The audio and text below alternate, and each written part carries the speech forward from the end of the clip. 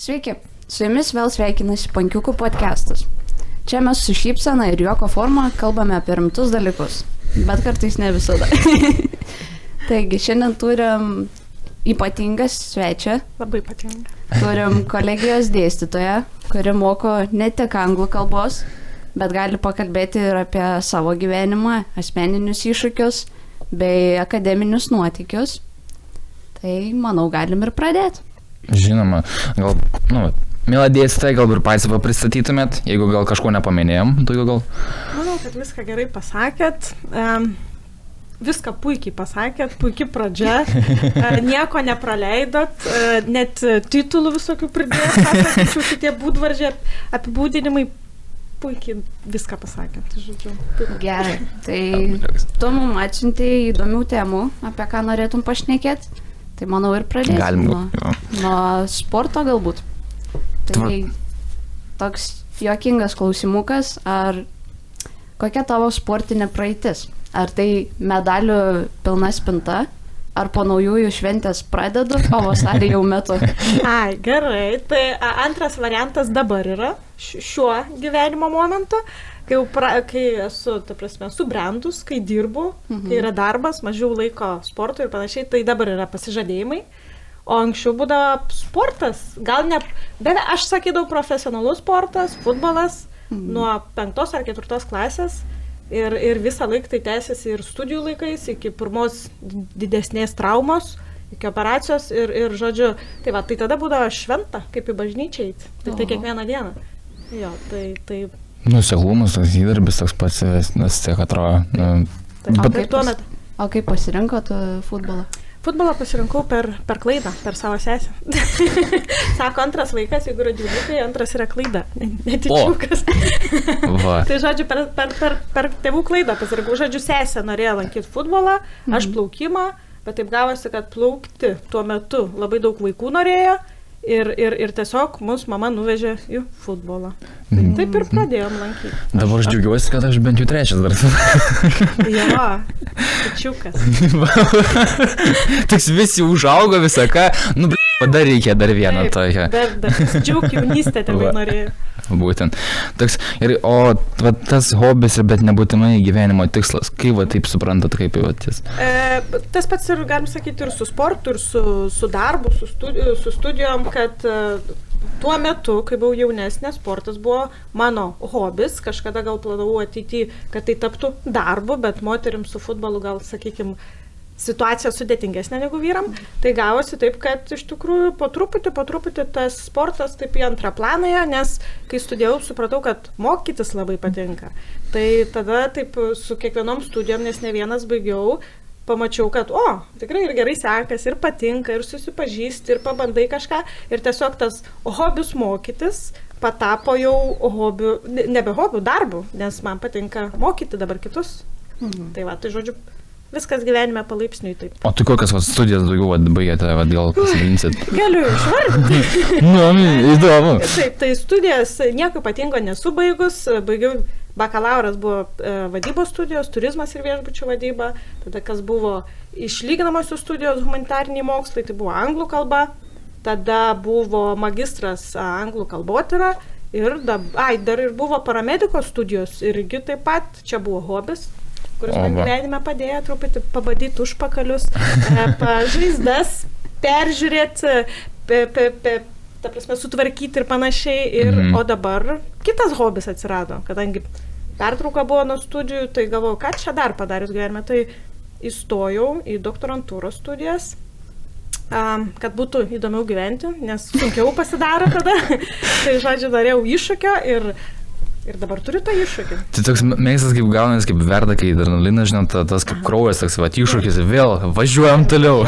Taip, ir tarp kitko, galiu pasakyti, kad keistas dalykas, kažkam adrenalinas būna sportas, nes būna sportas ir į kalnus, Everestus ir panašiai, tai, sakyčiau, sudėtingas sportas. Kartais ir mokslas gali būti kaip sportas, nes ten irgi gauni adrenalino, streso, tam tikrus darbus turi padaryti, kurių niekada nedarai ir gal kartais nieks ir nepadeda. Ir iš tikrųjų, tu taip, kaip čia pasakyti, ir stresuoji, bet tuo pačiu ir užsimotyvuoji ir gauni to adrenalino, nes kaip čia, baisu, kad nepadarysi, bet padarai. Čia kaip pavyzdys su šachmatais irgi atrodo, toks gaunasi. Paprastas sportas. Nu, sportas. Taip, sportas, jos skaitais, nes vis tiek toks vėl azartas žaidiminis gaunasi, prasme, atrodo, laimi dar kažką, arba paskui vieną tik kažkur nepažiūri, tada vis kažkokį judesi, visą tavo planas, jo, nuvažiavo, toks vėl tada fokusas pasimėti, vėl galvoju, tada vėl prastrateguoti, naują strategiją turi sukurti. Tas man bent jau būdavo, kai aš anksčiau lankydavau, tai tas labiausiai. Jeigu yra kažkoks potraukis kažkokiam sportui, dalykui ar kažkam, visada turbūt atsiras ir azartas, ir tuo pačiu kažkoks adrenalinas, ne? Tai kur netiesioginis, bet kartais tiesiog, netiesioginis, tiesiog adrenalinas, tai visur galima įrasti. Reikia labai žiūrėti, jausti save ir žiūrėti, kas tau patinka, tikrinti, bandyti. Užtat va prieš tai ir sakiau, kad kuo daugiau dirbkit, visur, kur įmanoma, kur tik traukia. Nebūtina dirbti ten, kur kankiniesi, bet pabandykit visur, jeigu truputį traukia, nes visur kažką išmoksit ir automatiškai tiesiog užsigabinsit, matysit, kas patinka ir gal tuo keliu reisit. Tai yra super. Su šito labai pritariu. Bandymo keliu, žodžiu. Negaunant jokių, ta prasme, kampų kirtimų, žinot, ta prasme, bandyk, dar kartą bandyk. Aš taip ir galvoju, taip mes ir turim gyventi, taip gyvenime daug ir sužinom apie save, būtent kai bandom kažką. Net ir studijos gali būti bandymas, gal nepatiks šitos bakalauro studijos, bet pavyzdžiui, jos parodys, kad man patiko matematika, studijų dalykas tose studijose, tai gal man reikia perstoti matematiką, ne, gal aš ten noriu. Ir žodžiu, tikrai, jeigu labai akilai atsimerkę žiūrim, tai tada viską ir pamatom su laiku. Ką dar norėtume pasportutinais? Žiūrėk, tada aš duosiu, bet irgi tokį gal linksmesnį. Ar dažnai sportuoji prieš intelektiškai sunkes užduotis kaip rašinių ar egzaminų vertinimų? Ne. Man sportas yra tiesiog... Kartais būna iš tikrųjų su sporto įdomus dalykas. Matyt, kai visą gyvenimą sportavau, vis tiek to sporto, jeigu daugiau jo nebūna, jo trūksta. Tiesiog negera. Smegenis nebenori veikti. Stresas toks būna. Ir tada dažniausiai ir tikrai žinau, kad man reikia pabėgioti, arba ten su dviračiu pavažinėti, arba galų galę greit praseit. Dabar ir tą galvoju, kad visai sveikas sanariam. Greit praseit, o nebėgioti, nes daužasi sanariai.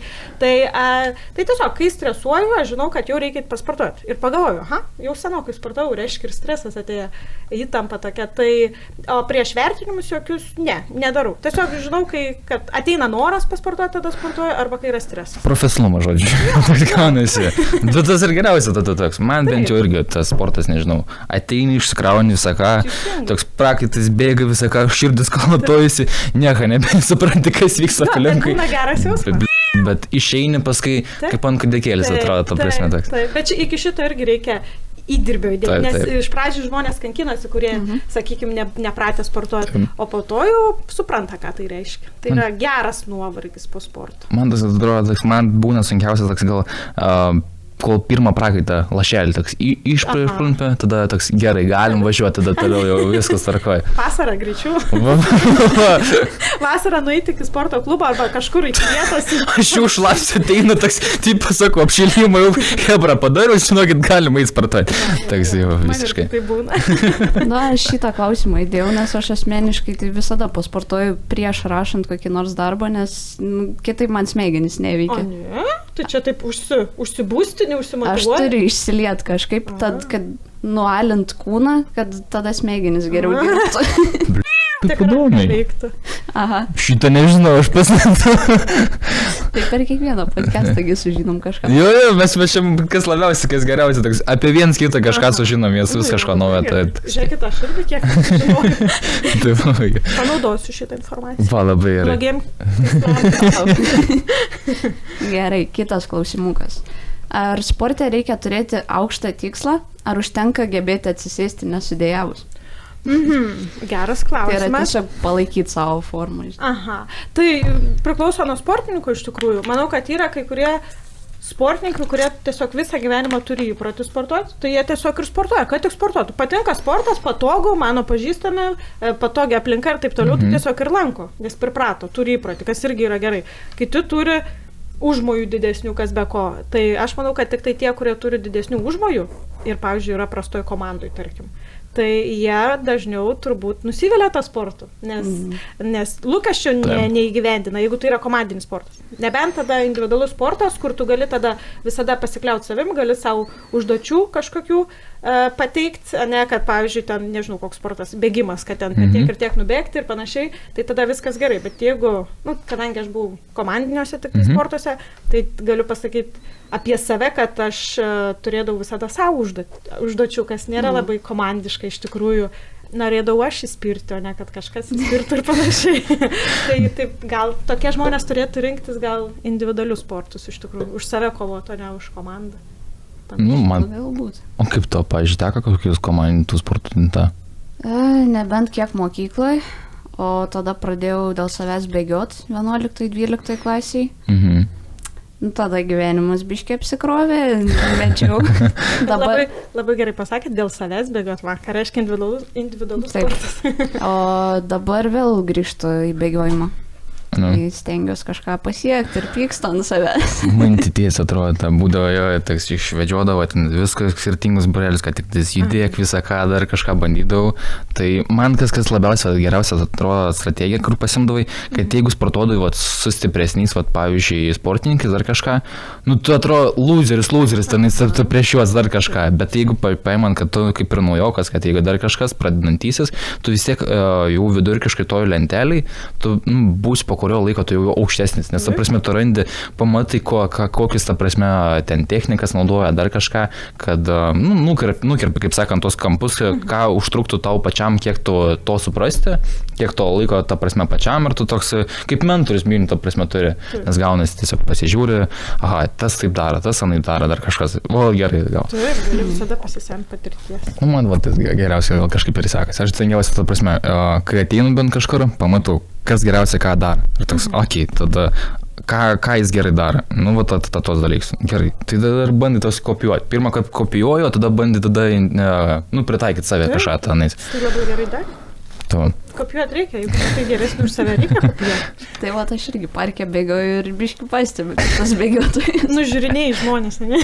Tai pažiūrėjau, kaip čia kojytė taip dedasi, dar kažkas. Tik žiūri jų judesiukas, net taip aš jau kažkaip palaukiu, dar man reikia pasitobulinti. Taip, kitką apie bėgiojimą, man vienas bėgikas pasakė, Panevėžy, ten yra Panevėžio bėgimo klubas, ar kažkaip vadinas, tai jis labai gerai pasakė, kad visi mes skirtingai bėgam, bet yra, kas sako, kad tu blogai bėgi. Iš tikrųjų būna, kur labai klaiposi ir taip toliau, būna, kur tikrai matai blogas bėgimas ir ekspertų nereikia būti, kad tą matytum, arba ten kineziterapeutų nebūtina būti, bet yra iš tikrųjų, jisai pasakė, kad visi mes, kadangi esam skirtingi, fiziologiškai ir taip toliau, tai tiesiog mūsų ir bėgimas yra skirtingas ir jeigu tau tai patogu bėgti, reiškia, tu taip ir turi bėgti, gerai bėgi.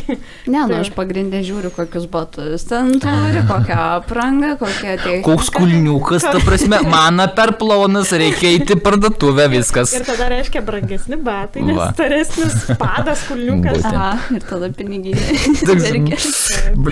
Dabar tiek dar dirbti reikės, Jo, nes viskas kainuoja. Tai gerai. Šaunam prieš sekančią klausimėlę, tada. Gerai. Sportinas lavina charakterį, ar tai pervertintas mitas, prasme, ar kaip?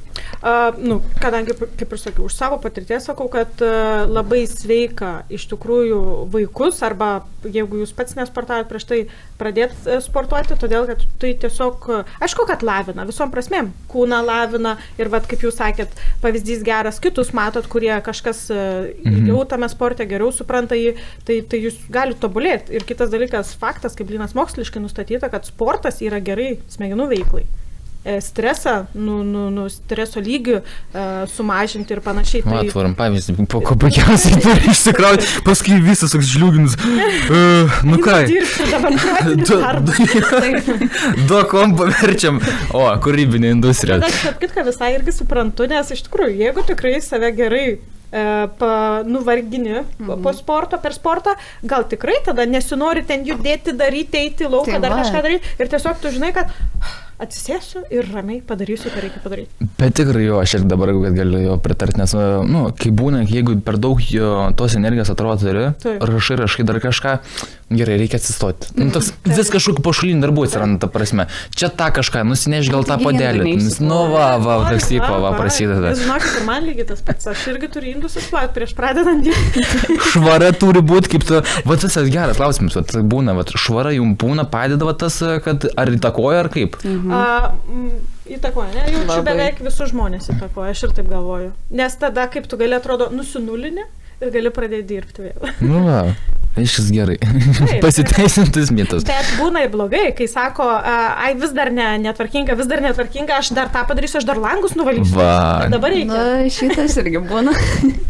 Tai čia jau turbūt per daug, jeigu negali taip atsisėsti ir daryti. Gerai, iš vyriškos pusės gal pas mane dabar mažiau pedantiškumo, tai gal... Visą laimę. Ramiau gyvenu.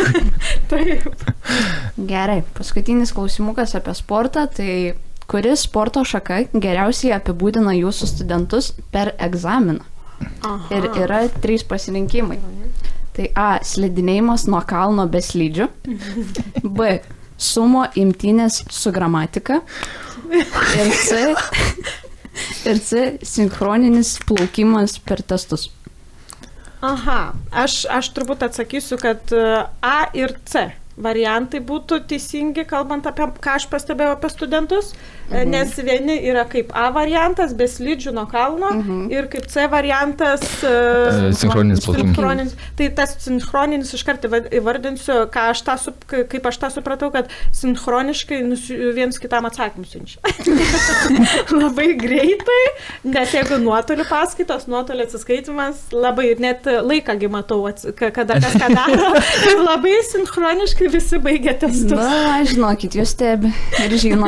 Ai, ne, aš tas aš jį padarau, aš dar pasėdžiu toks. Nu, toks aš taip pasižiūriu, dar taip nesinesku. Pas man toks gal slidinėjimas nuo kalno be slidžių. Ai, žodžiu. Tai bus, ne? Jo, ir tokių labai daug, tikrai, kai bus, tai bus, ypatingai anglų kalboje. Nes vis tiek kažkas, tos anglų kalbos vis tiek tu kažkiek moki. Tu to nori ar ne, bet tu moki, tai ir vara, va taip, va bang. Nu, aš buvau stengiuosi dar pasiruošti, bet toks, nu kaip, važiuoju, kaip bus, tai bus. Bet ir tai yra smagumas, taip va, tos testus ruoštis, ne visada suspėsi pasiruošti, ne visada laiko yra, o kitas dalykas, ne visada noro yra. Tai tiesiog kartais reikia rizikuoti. Kas nerizikuoja, taip, kas nerizikuoja, tas negeria šampano. Taip, teisingai. Nu, ką judum? Galim prieiti prie kitos temos. Tai antrą temą tu pateikiai, kad iš didmiesčio į mažesnį miestą persikėlimas. Truputį negražiai čia ant Panevėžio pasakiau, ne, į mažesnį miestą. Man labai skaudu, kad sako, kad čia ne didmiestis. Aš vis tiek skaitau, kad tai didmiestis. Na, aš irgi. Gražus mūsų miestas. Super miestas. Bet kvadratūra, žinai, vis tiek skiriasi. Kvadratūra, žmonių skaičius, taip. Tai žodžiu, jo, tai tokia... Bet ir kamščių bent jau nėra popkurų, tenais kiek ten buvo rekordinis. Yra. Nu, bet ne po 4 valandas, kur... Pakankami kamščiai, ta prasme, įkandami, susidoroti. Nu, kiek kamščiai, pusę valandas, nu, kiek labiausiai. Aš čia Panevėžy, tai gal 15 maks minučių. Nu, va, taip atrodo. Link geležinkelio. Šunkelis vis tiek nusuksi, dar kažkur prasuksi, vis tiek išlysi kažkur. Man studentai sakė, jeigu žinai Panevėžį, kamščių nėra. Jo. Tai va, tai labai protingai pasakė. Aišku, šiaip, tai va, Panevėžys, noriu pabrėžti, jeigu kažkas žies, kas ne iš Panevėžio, tai Panevėžys yra miestas, didmiestis, turim daug ką čia veikti, kur nueiti, ką pamatyti, tiesiog, va, būtent reikia žinoti. Mes ne visi Panevėžį patys pažįstam. Aš iš studentų kiek išgirstu apie Panevėžį iš tikrųjų. Ir man, ir aš vis, kiekvienai, 3 metai, kaip jau grįžusi Panevėžį, ir aš vis, atrodo, nu, taip, kai gal sako mažas miestas, ne mažas, nes jeigu aš 3 metai vis dar kažką naujo išgirstu, nu, negaliu pasakyti, kad mažas miestas. Tai va, būtent. Tai va, tai... Dar paklausim apie tas veiklas. Tai gerai, persikraustimas į mažesnį miestą buvo tarsi pabėgimas į ramybės oazę, ar nuotykis, kas dabar bus? Pabėgimas į ramybės oazę, gal aš taip pasakyčiau, nes kas dabar bus, jau buvo daug kartų gyvenime. Aš keičiau ir gyvenamąją vietą ne kartą, ir Latvijai gyvenau, Rygoje labai norėjau, pabandžiau ir tada galvoju, ne, reikia dar kažkur nuvaryti. Tai vėl grįžau į Kauną, nes Kaune beveik 15 metų pragyvenau. Tai žodžiu, pabėgau į ramybės oazę, nes visada galvojau, kad visada man gera būdavo grįžti į Panevėžį, kai tik būdavo proga ir grįždavau ir galvodavau, kaip man čia gera. Ir žinojau, kad grįšiu. Tik nežinau kada, nes nebuvo tokio, kaip sakyti, už ko ar užsikabinti, ar kažkokio didesnio įvykio. Tiesiog, matyt, gyvenimas taip sudėliojo ir staiga va, prieš 3 metus taip viskas gražiai sukrito, kad galėjau grįžti pagaliau ir grįžau ir toliau džiaugiuosi, nes iš tikrųjų gyvenimo tempas ramesnis. Žmonių mažiau, nu vat kamščių mažiau, visko mažiau ir iš tikrųjų kaip gera, nu vat gali kvėpuoti. Tai va, visur gerai, bet kažkaip man čia labiausiai. O kas, pavyzdžiui, man tiesiog įdomu, kas, pavyzdžiui, ta Ryga, kas labiau patraukia, kodėl būtent Ryga dar kažkas? Tai todėl, kad aš labai dažnai su futbolu, kadangi per daug klubų Lietuvoje žaidžiau ir Gintroje žaidžiau, vienas geriausių moterų futbolo klubų Lietuvoje, šiaip nežinau, kaip dabar. Mes čia turim žvaigždžių irgi. Taip senai. Tai žodžiu, tai va, tai su ta komanda tikrai nemažai tekdavo į Latviją važiuoti ir su Latvijom žaisti ir įvairiais klubais Latvijos, tai tiesiog kuo daugiau važinėdavau, tuo man pati Latvija tiesiog patikdavo. Kadangi iš sporto kiekviena miestė ir vos ne, ir daug šalių turiu draugių, sportininkų, futbolininkių, tai tiesiog ten pažįstamų atsirado. Ir tada automatiškai pakalbėdavo savo kalbą ir papasakoto apie kažkokias šventes ir taip toliau. Tiesiog man kultūra latvių labai patiko ir iki šiol patinka, ir latvių kalba patinka, ir truputį mokiausi tą kalbą ir taip toliau. Ir tiesiog man taip atrodo, pasirodė, kad manęs nieks nestabdo, jauna, varau į Rygą gyventi. Tai draugai man padėjo susikrauti daiktus, nuvariau į Rygą, pagyvenau ten grinai, tiesiog atostogau gal pusmetį kokį beveik. Ir tiesiog man atėjo atsakymai į mano klausimus filosofinis gyvenimų. Ir tada galvoju, reikia grįžti mokytis. Ir tada mama jau atvažiavo mano daiktų surinkti, todėl kad visiems nusibodo mano daiktus pirmieji. Tai jau ji man padėjo. Susikroviau daiktus į jos mašiną ir parvežė, tada tuo metu į Panevėžį, po to į Kauną vėl teko grįžti. Tai žodžiu, tiesiog pabuvau pravedint galvą. Ir tarp kitko ir iki šiol, jeigu tai būtų, kad gyvenimas viskas sukristų gerai gyvenime arba kitaip gyvenime, aš drąsiai varyčiau vėl į Rygą, nes man visada, aš turiu laisvą laiką, varau į Rygą, mano miestas. Bet kadangi Panevėžys netoli Rygos, tai aš patenkinta. Toks, kaip sakant, aukso viduriukas gaunasi. Panevėžys yra aukso viduriukas. Į Vilnių, į Kauną, į Rygą, man 3 miestai aktualiausi, super. Viskas, ko man reikia. Šiaip jau. O kitas klausimas. Ką pasakysi šmaikštaus tą latviškai mokat viešą? Es neranaju latviškai. Mano vienintelis, ką aš atsimenu, kad aš nekalbu latviškai. Tai aš supratau, nemoku latviškai. Jau čia irgi toks, rusiškai gal supranti dar kažkas, bet я не говорю на по-русски. Toks, sorry, tai dar kažką pradėti. Čia kitaip. Tai žodžiu, tai va, tai panaši kalba iš tikrųjų. Lietuvių, žemaičių ir latvių gal panašiau turbūt tas... Miksas toks truputį. Tai suprasti mes galime, iš tikrųjų, sako, Latvijai lietuvius geriau supranta. Greičiau supranta kalbą. Aš taip pažiūrėjau, kad visai gal ir lietuviai, kurie gal gabesni kalbom, irgi gali greičiau pagauti jų tą išmokti kalbą. Supratau. Arba gyvena pasienį. Vargiai. Arba gyvena. Tai gerai, grįžtam prie tos kitos temos, kur tarp miestą, ar ne? Mažesnis miestas, tai daugiau laisvės ar daugiau klausimų, ką čia šiandien veikus? Daugiau laisvės. Tu visada, va taip pasakysiu, kad ir tas didmiestis, jisai duoda tų pačių variantų, tiesiog didesnį kiekį. Mes irgi čia turim kino teatrus 2. Bet, ten kokiam Kaune, ką žinau, 3-4. Tai gerai, jo, didesnis kiekis, bet ta pati pramoga, tai tas pats ir su teatrais. Panevėžys iš vis garsėja teatrais. Mes turim šiaip jų daug, tai net negaliu, net neskaičiuosiu Kaune Vilnių teatrų, nes turbūt skaičius panašus, jeigu atvirai. Turėtų būti, man atrodo, ten jų yra, bet pagal mastelį pas mus jų daug yra. Pagal miestų gyventojų, tai faktas. Jo, tai žodžiu, tai čia, vat būtent, proporcijom Panevėžys mažesnis už Vilnių ir Kauną, bet pramogų įvairovė panaši. Ir čia irgi viskas vyksta, ką ir didmiesčiuose, kitose didesniuose miestuose, ką žmonės veikia. Lygiai tas pats, tiesiog sakau, kino teatrų, mažiau taip, bet jų yra. Man, nežinau, pavyzdžiui, didmiestis toks primena, aš kaip, pavyzdžiui, Panevėžy, aš jaučiuosi žmogum. Toks laisvė toks atrodo, jo. Nes, pavyzdžiui, jeigu į didmiestį nuvažiuoji, man tai nepatinka tie, kur viskas aplink tavo bloką, ta prasme, toks kaip skrasdeliukas atrodo, įspausti dar kažką. Man tas, nežinau, man ne prie širdies šitas jausmas. Aš stebėjau, pavyzdžiui, iš savęs. Aš galvojau, kad Kaune gyvenau, jo, viskas tvarkoja, viskas čia ir vietoje, ir, aplink mane dažniausiai tai būdavo, kur gyvenu, ten kažkaip pasisekdavo, kad darbas netaip toliau ir panašiai, ir studijos, ir tuo metu gerai būdavo, bet kai aš grįžau į Panevėžį, aš tik tada ir supratau, kad, aš galiu kvėpuoti, dabar kažkaip, tu tuo metu ten, kai esi didmiesty, galvoji, tave visi mato, tu esi matomas, bet kai grįžti čia, tave labiau mato, nes tiesiog, žmonių mažiau. Tai va, aš irgi pastebėjau didmiesčios, kai išvažiuoju, tarkim, į Vilnių, visi leikia kažkur, nieks niekur nesišneka, visi skuba, visi ten tą daryt. O čia Panevėžy gatvėje gali susitikti žmogų ir pliurpti pusvalandį. Čia pas tą pačią pardavėją, tai... O, nu, te klausyk, kaip šiandien gyvena, klausykit, kaip nuotaikas. Bet to Panevėžy žmonės žino, kad galima vėluoti darbą ir tai yra normalu. Būtent, bet ateinki pas savo žmonės, toks ateini, toks, toks, ką pirksit kiaušinį man prašyčiau, įdėkit dar kažką. Taip, paprašau, teisingai. Toks kultūra, va, tai yra. Kitokia, aišku, mažiau žmonių, visi gal kažkiek tas asmeninė kaip čia, erdvė yra gal mažesnė kažkiek. Aš tai dar sakyčiau, jeigu iš profesinės pusės, daleiskim, tu labiau kaip specialistas gal labiau esi vertinamas. Nu, ta prasme, nes jeigu, sakom, didmiestis yra galimybių šalis, ta prasme, visą ką, pilnai susitinku, bet ir nepraleidžiam tą vieną, kaip irgi tą atsakymą, daugiau ir konkurencijos, nes daugiausiai paprasčiausiai, nes aš šiandien pasižiūriu, sakau, vienai mano, pavyzdžiui, profesinė, elektros inžinierė tenais, ar ne, kaip pavyzdys, ten...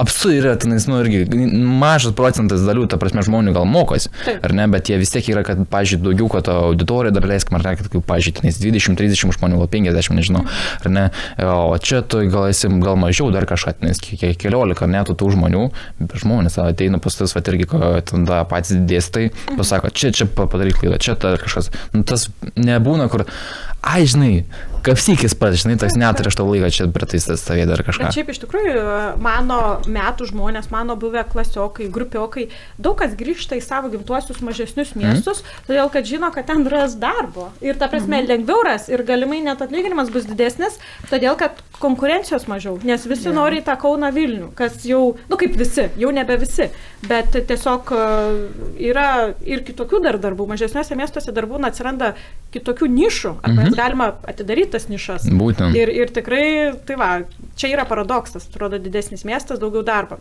Nu, bet vad būtent, konkurencijos irgi daugiau. Ir laikosi tokias, man, pažiūrėjau, bent jau, nežinau, man patogumus, va, iš centro, 15-20 minučių, bet kur atrodo, išpainę žiūrėk, kiekvieną. Valandą kamščiai sėdėsi, dar kol nusigausi iki darbo. Čia mes kai buvom, iš Liteks važiuojam, valandą išvažinėti iš Kauno.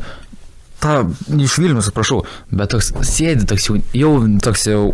toks nusikalęs visą ką, dar čia sėdėti, tas galvoju, blė. Toks ciktis greičiau iš tos mašinos nori išlipti, atrodo. Tikrai laiko tie žmonės gyvendami didmiesčiuose iš tikrųjų išvaisto. Tai aš ir girdėjau, kad daug viena grupė, anapusmetį turėjau ar statybos inžinierių grupę nuotolinių studijų, ištęstinių, nuotolinių. Tai jie papasakojo, jie daugumas Vilniečių buvo ta grupė ir pasakė, kad realiai, sako, kamščiuose tiesiog šalia būna laptopas padėtas arba telefonas ir jie, kol laukia, jie tiesiog per telefoną arba laptopą laiškus atrašinėja, nes taupo savo laiką. Aš įsituoju, nes jeigu kaip ten buvo, kur rekordinis 4 valandas, ten prasidėjo, ten kiek ten 3 valandas. Pusę darbo dienos atrodo, tu tiesiog prasėdi.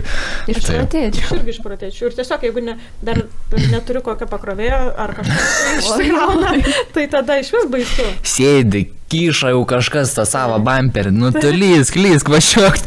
Vis tiek niekur toli. Toks vėl užsimersia, vėl toks stovi, laukia, gerai, tai važiuojam. Tai va, yra pliusų.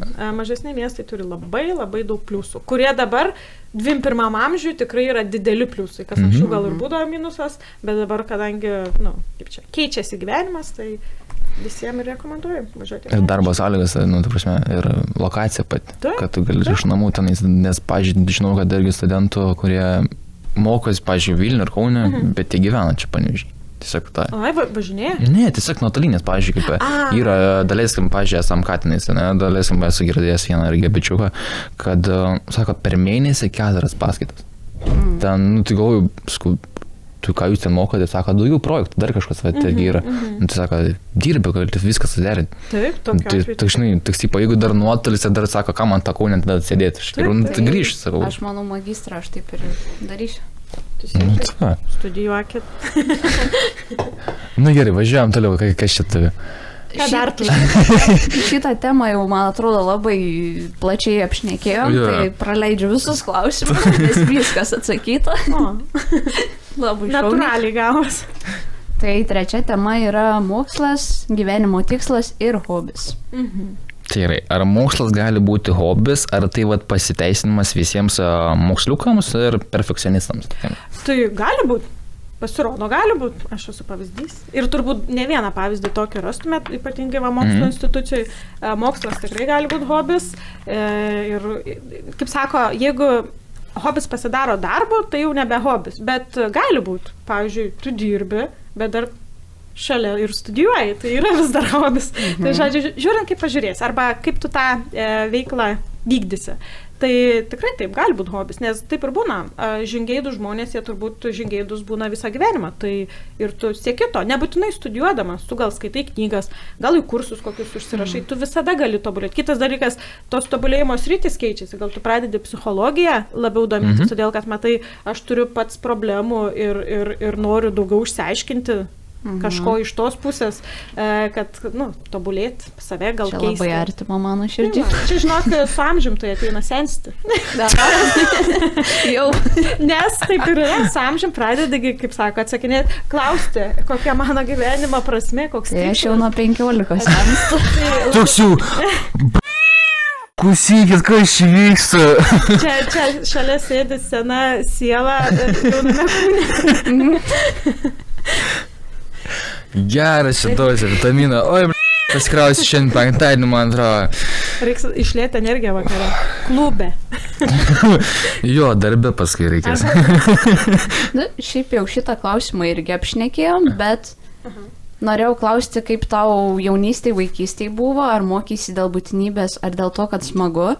Tai dabar paklausiu, gal ar buvo tokių dalykų, kur atrodo būtina mokytis, tave verčia, bet tau šitas dalykas nelimpa. Man atrodo, aš buvau blogiausias variantas įmanomas, kur sako žmonėm, negaliu pasakyti, kad man mokslai puikiai sekėsi, bet tiesiog buvau truputį gal virš vidutinybės, va taip pasakysiu, sakykime vidutinybė.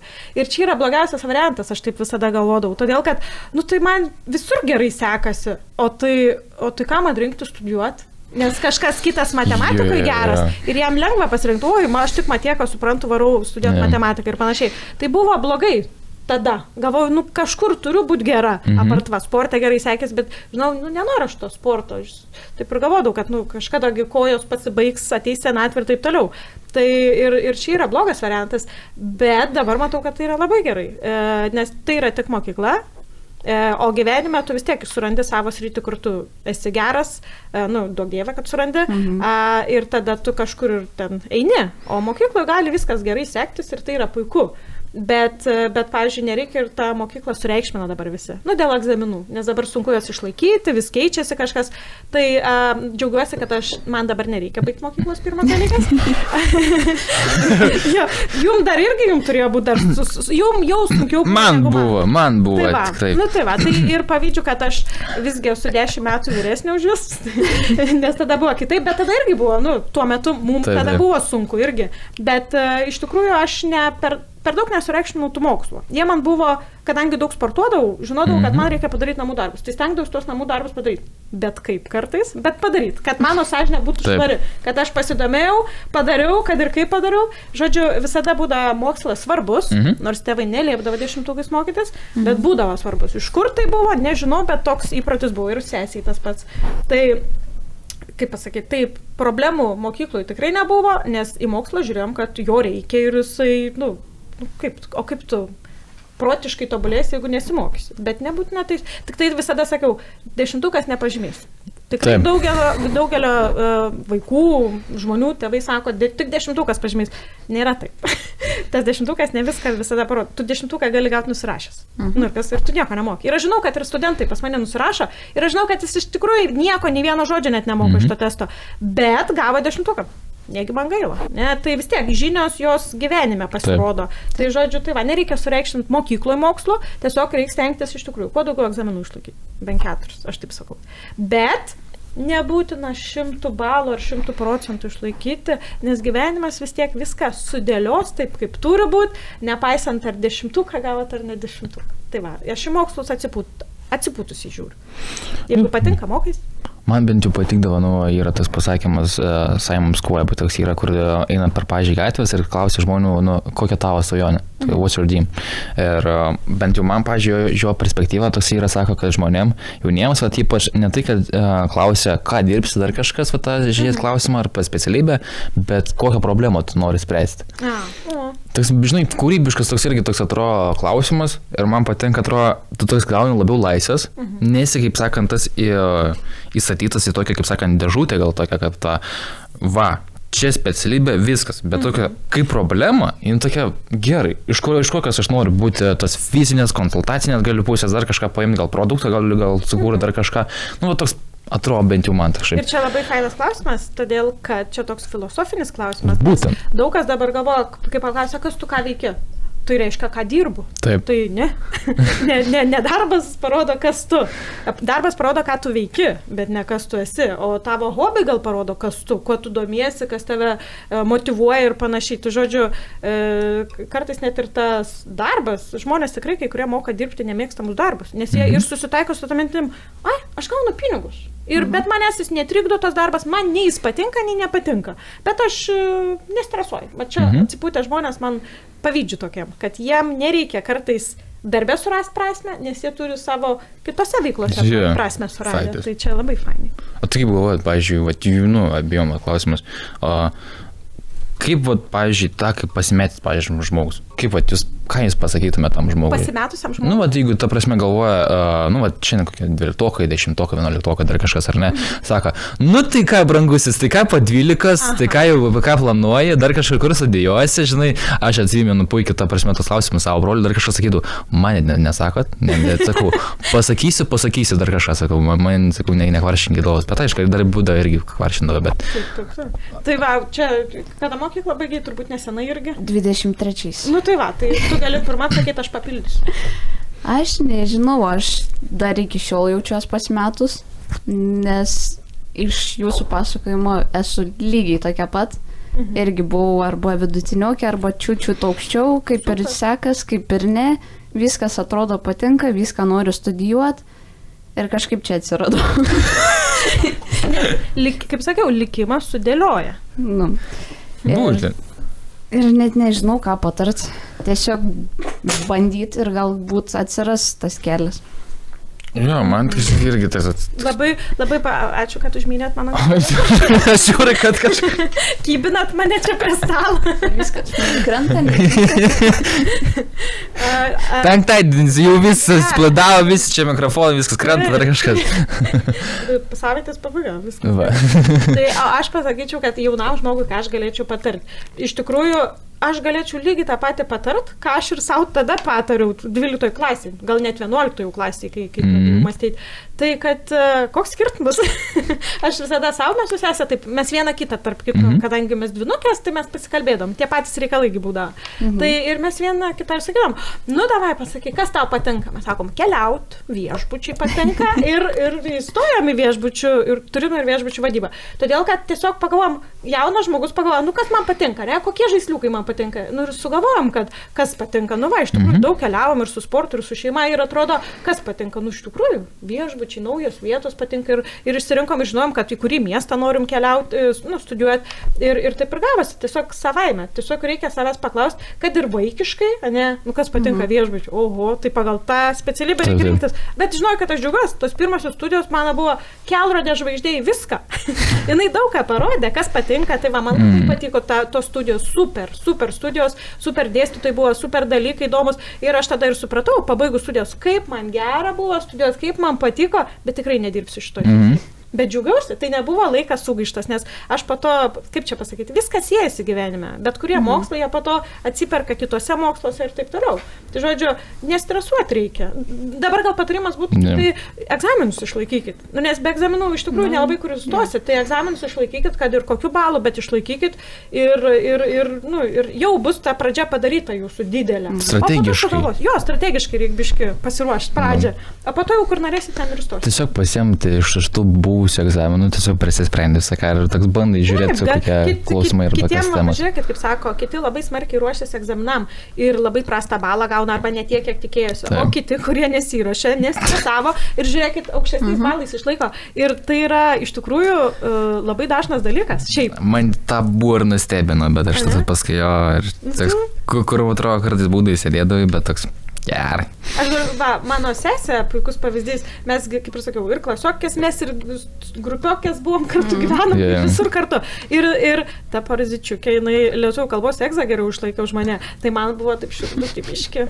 Norėjau kenšyti. Aišku, džiaugiausi iš ją, bet pavyzdžiui, man kaip ir geriau sektis su ta lietuvių kalba. Ir gausiu, kad ji geriau išlaikė. Ir taip suskauda tą širdutę. Bet, tai būna. Auksinė taisyklė. Pamokas, neparodo, ta prasme, tavo egzaminą dar kažką, kur tu gali būti kartais atrodo.